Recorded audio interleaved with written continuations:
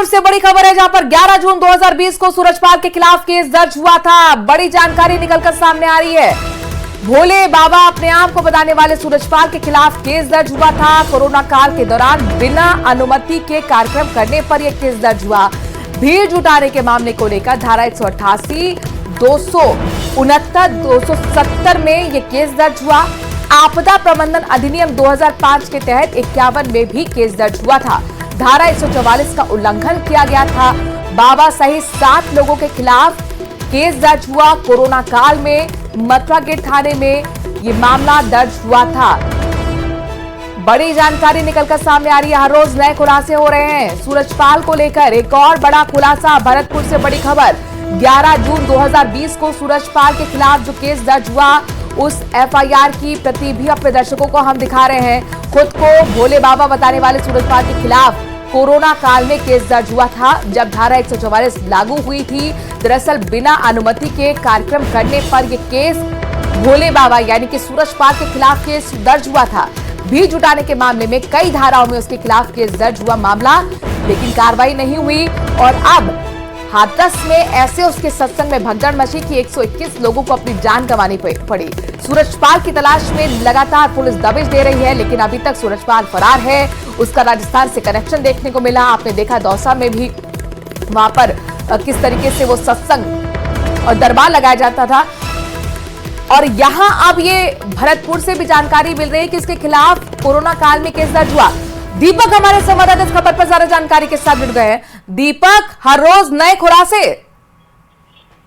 देखिए, बिल्कुल जून 2020 में भी भरतपुर के मथुरा गेट थाने में मामला दर्ज हुआ था। धारा 144 का उल्लंघन करने, आपदा प्रबंधन अधिनियम 2005 के तहत जो 51 धारा है, उसके तहत मामला दर्ज किया गया था। और कोरोना काल के दौरान वहां पर भीड़ को एकत्रित किया गया था। सूरजपाल सिंह जो है वो अपने आप को भोले बाबा बताते हैं, उनके द्वारा ये कार्यक्रम किया गया था और वहां पर बड़ी संख्या में लोग आए थे। पुलिस ने उसकी वीडियोग्राफी की थी और उसके बाद में जो वहां के तत्कालीन थानाधिकारी थे राजेंद्र शर्मा, उनके द्वारा मुकदमा दर्ज किया गया था। और अब इस पूरे मामले में ये जानकारी निकल के सामने आई है कि कुल इस मुकदमे में 7 लोगों का नाम था, जिसमें सूरजपाल सिंह सहित 6 अन्य लोग थे। अब ये जानकारी निकल करके सामने आई है कि 2020 में जिस तरीके से बिना अनुमति के कार्यक्रम किया गया था, धारा 144 का उल्लंघन किया गया था, तो उस मामले में ये मुकदमा दर्ज मथुरा गेट थाने में किया गया था। जी, केस तो दर्ज हुआ, लेकिन एक्शन होता तो जाहिर तौर पर ये कहीं ना कहीं एक उस पर कंट्रोल वाली बात होती। दीपक, देखिए, बिल्कुल ये तो कहा जा सकता है कि मुकदमा दर्ज तो किया गया, लेकिन उसमें जो प्रभावी कार्रवाई होनी थी वो कार्रवाई नहीं की गई, क्योंकि आपदा प्रबंधन अधिनियम के तहत मामला दर्ज किया गया था और उसमें कोई कार्रवाई नहीं हुई। इस तरह से तो ये देखा जाता है कि पर दीपक, अगर कार्रवाई होती तो खुद ही उस वक्त वो एक्सपोज हो जाता। इतनी बड़ी घटना सामने नहीं आती जो हाथरस में हुई। शुक्रिया तमाम जानकारी हम तक पहुंचाने के लिए।